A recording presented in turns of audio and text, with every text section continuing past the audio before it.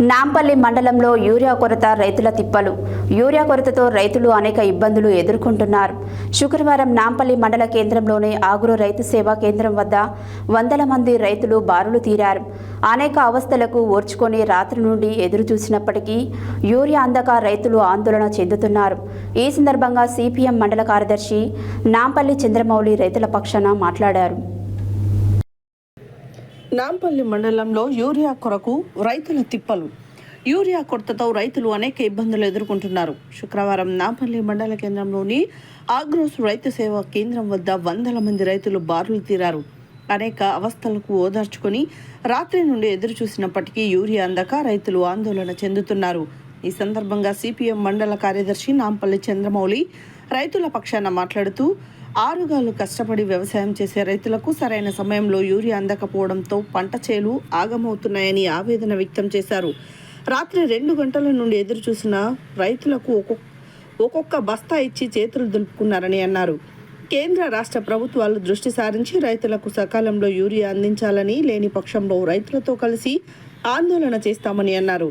ఇదే విషయమై సత్య న్యూస్ మండల వ్యవసాయ అధికారిని వివరణ కోరగా, మండలంలోని ఆగ్రోస్ రైతు సేవా కేంద్రానికి 30 మెట్రిక్ టన్నుల యూరియా వచ్చిందని, రైతులకు ఒక్కొక్కరికి ఒక్కొక్క బస్తా చొప్పున సుమారుగా 600 మంది రైతులకు అందించడం జరిగిందని తెలిపారు.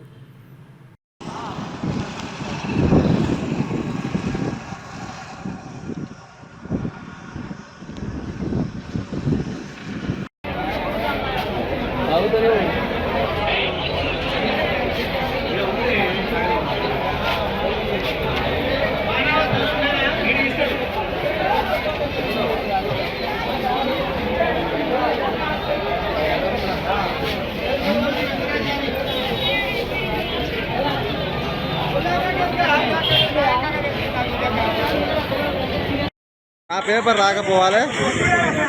రూపాయలు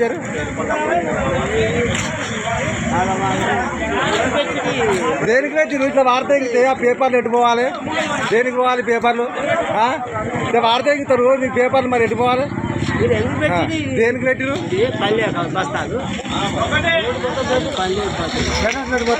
పెడతా నేను ఎట్టగానే పెట్టు.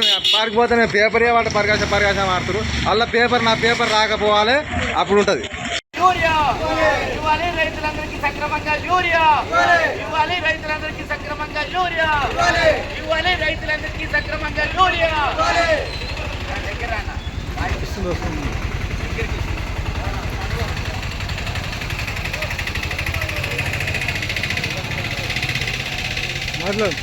ఈరోజు నాంపల్లి మండల కేంద్రంలో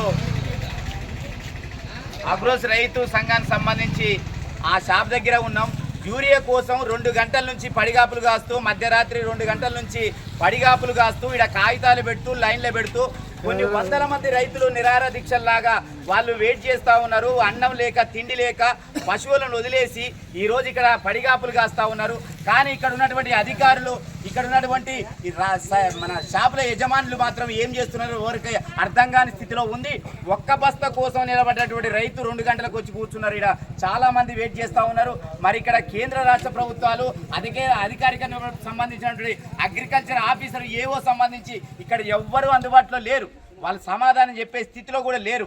కానీ రాష్ట్రానికి మొత్తం 9 మెట్రిక్ టన్నులు యూరియా అవసరం ఉండగా ఇప్పటి వరకు 4 మెట్రిక్ టన్నులు ఇచ్చారు. అంటే సగం కూడా ఇయ్యలేని ప్రభుత్వాలు, కేంద్రంలో బీజేపీ సర్కార్, ఇక్కడ ఉన్నటువంటి నిర్లక్ష్యాన్ని చూస్తూ సహనంగా ఉన్నటువంటి కాంగ్రెస్ ప్రభుత్వం ఖచ్చితంగా రైతులకు సమాధానం చెప్పాలా. ఎన్నికల ముందే వచ్చినప్పుడు ఓట్ల కోసం వస్తారా తప్ప నేను పడిగాపులు కాస్తూ, చెప్పుల లైన్లో పెడుతూ ఈరోజు రాష్ట్ర వ్యాప్తంగా చూస్తూ ఉన్నాను. రైతులు అక్కడే చనిపోయిన రైతులు కూడా ఉన్నారు. కానీ వర్షాలు వస్తున్నాయి, మేము ఎరువులు అడుగుతున్నాం అయ్యా, మాకు ఎరువులు అడుగుతున్నామని గొంతమ్మ కోరిక ఏం కాదు, మా ఎరువులు మాకు ఇవ్వండి అని కోరుతుంటే రైతుల గోడు పట్టించుకునే నాదుడు ఎవరు లేడు, ఏ నాయకుడు లేడు. ఎన్నికలప్పుడు ఉరుకొచ్చి మాకు ఓట్లు కావాలి, మాకు ఓట్లు కావాలి అంటారే తప్ప ఇక్కడ రైతుల కోసం కూడా చూసే నాదుడు లేడు.